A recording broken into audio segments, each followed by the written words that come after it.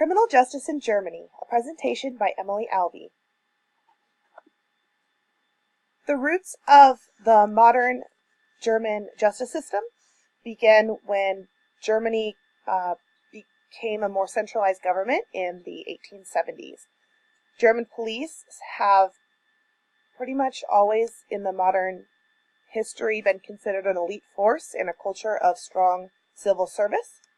German police grew in strength during World War II under Hitler's leadership of the National Socialist Party, growing to a force of over 1.5 million police during between the years of 1933 and 1945.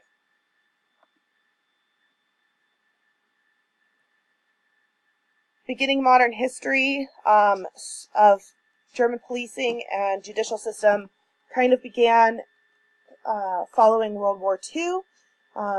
World War II German police were supervised. Following World War II, German police were supervised by military regional governments of the Allies. West Germany was formed with a new German constitution in 1949, which established states within West Germany, and each state was allowed the power to establish a local police force. In East Germany, they were under the authority of the Soviet government and became the German Democratic Republic. The GDR maintained a centralized police force. And if you don't know, East and West Germany were separated by the Berlin Wall. And this picture here is from the United States History Museum in Washington, D.C. I actually took this picture. It's a representation of what the wall looked like with pieces of the actual wall included in the display. Upon the destruction of the Berlin Wall and the reunification of Germany in 1990, the police of the GDR were dissolved and many of the police from the GDR joined the police forces of the new states. The exception to joining the state police forces was if an individual held close ties to the Stasi or secret police of the GDR. And again, these are actual pieces of that Berlin Wall from the museum. Jurisdiction in Germany today is based off of the 16 German states. Each state is allowed its own police law and police force. Each state controls the police force from that state's interior ministry. There are no municipalities or other units of local government. So it's a mid-level decentralized executive force. So this differs from the United States in that the United States is very decentralized. There are county or in the lower 48, there's county police, there's city police, there's often state police. I know here in Alaska we have state and city police. I have never heard of borough police, but that's kind of the same as a county down in the lower 48. And then other countries have a very centralized government where everything is run from a federal level. So they're kind of a mid-level with the 16 states. Police in Germany today are responsible for preventing crime, preserving public security and order, and warding off impending danger. Types of police in Germany. The first type is probably the lowest level of police officer. It's the Schupo, and they're a municipal police. They're the first responders to an event. They're general law enforcement and do simple investigations. The next highest level of police in Germany are the Kripo, and they are plainclothes undercover police, and they do serious crime investigations. And these pictures are actually taken from a Berlin police recruiting website. Types of police in Germany. The third type, next level of police, is the BGS. They're federal border police. They're organized like military but not part of the Ministry of Defense. And their job is border control, sea patrol, airport and railroad security. And the closest thing that I could really think of would be maybe a combination between the Coast Guard here in the United States and the TSA people at the airport. Kind of a combination between those two things would be the closest thing that we have to this function.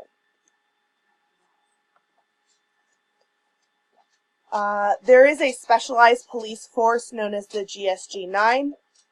They are part of the BGS, but they are a specialized task force. They mostly handle terrorist incidents, which there has been a growing incidence of in the last several years, last decade.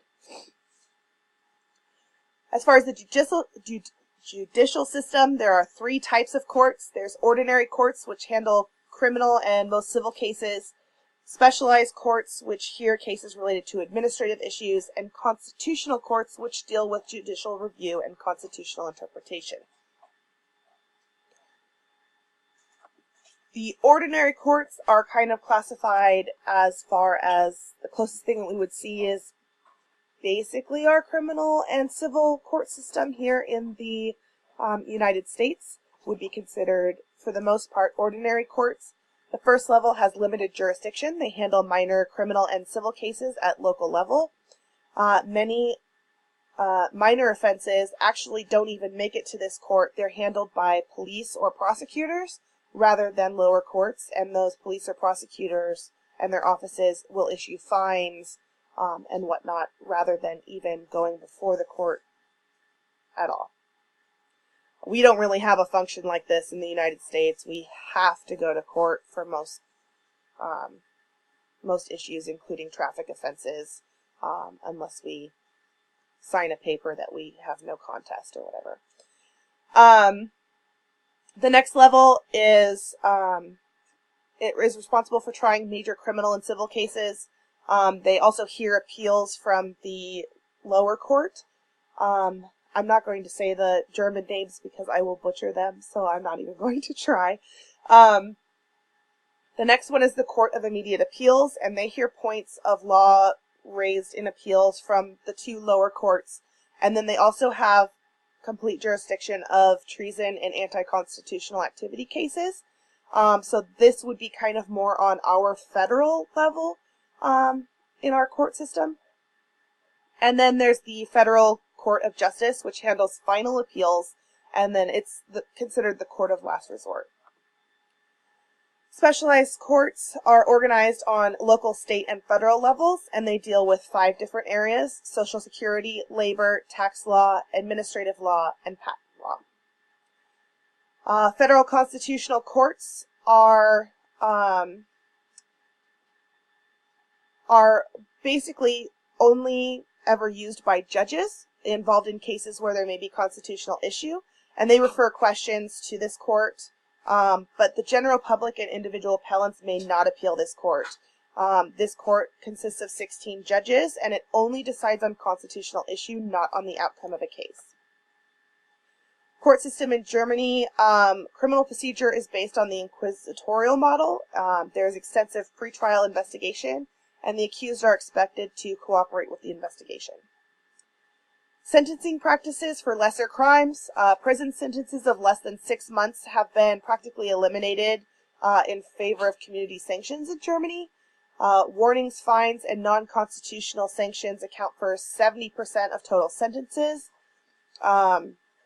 Germany imposes fines as the sole sanction on 2/3 of all property offenders.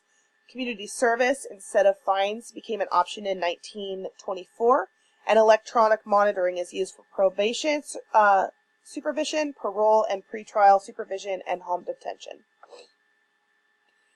Sentencing practices for serious crimes is pretty much limited to incarceration. The goal of German incarceration system and correctional system is for rehabilitation and reintegration. They are actually known for their use of rehabilitation programs such as unique environmental conditions, extensive work and training opportunities, and community integration programs that we just don't see here in the United States. The purpose of our judicial system, once you go into the prison system, is definitely most of the time not established around the rehabilitation and reintegration Prisons run at the state level, so there's prisons that are operated by each of the states. There's none that are operated federally. They're run by the state. There are 186 correctional institutions, but less than 10 of those have more than 500 prisoners. So Germany definitely takes a stance of trying to not incarcerate people for long amounts of time, not to incarcerate people at all, and to get people back reintegrated into society. Prison administration falls under the jurisdiction of the Ministry of Justice of each state. And the Prison Act of 1976 is the code for principles and methods of the prison system. It covers rights of prisoners, such as visiting rights, home leave, medical care, wages for prison labor, that sort of thing. Facilities and security. There's various levels of security within a single institution rather than having multiple institutions for different levels of security. Prisoners begin at high security when they enter and then move to lower security as they move towards rehabilitation. And this is very different from the system that we have now, where your level of security is based on the crime that you committed versus everybody goes on in at the same level, and then based on your rehabilitation, you are moved to a lower level. Units serve as there are units that serve as disciplinary areas for constant rule breakers, for those who are a danger to themselves or others, and then units for sex offenders that are staffed by extra psychologists. Maximum security prisons do exist, but they're mainly reserved for escape risk inmates and terrorists, and those who have been deemed completely unmanageable by other institutions. An interesting piece of information about German prisons and their locations. They're located in cities or near suburban communities, which makes it easy for inmates to maintain contact with families and utilize home leave, work, and educational opportunities, which really helps with reintegration and rehabilitation. And they resemble factories or hospitals so as to foster rehabilitation through the appearance of normal conditions. Prison populations, in Germany, they have seen a large increase in minority incarcerations with high percentage of incarcerated foreigners due to Germany taking in a lot of refugees and the crimes associated with the foreigners and refugees. There's also a large percentage of inmates within the system. Most of prisoners participate in rehabilitation programs or work programs. There are a number of unique incarceration privileges that I wish we would look into doing into the United States. I think that we could really make some good happen with our judicial system if we integrated some of these rehabilitation, reintegration ideas. They do have home leave available, where prisoners, as they start to begin the reintegration process, are allowed more and more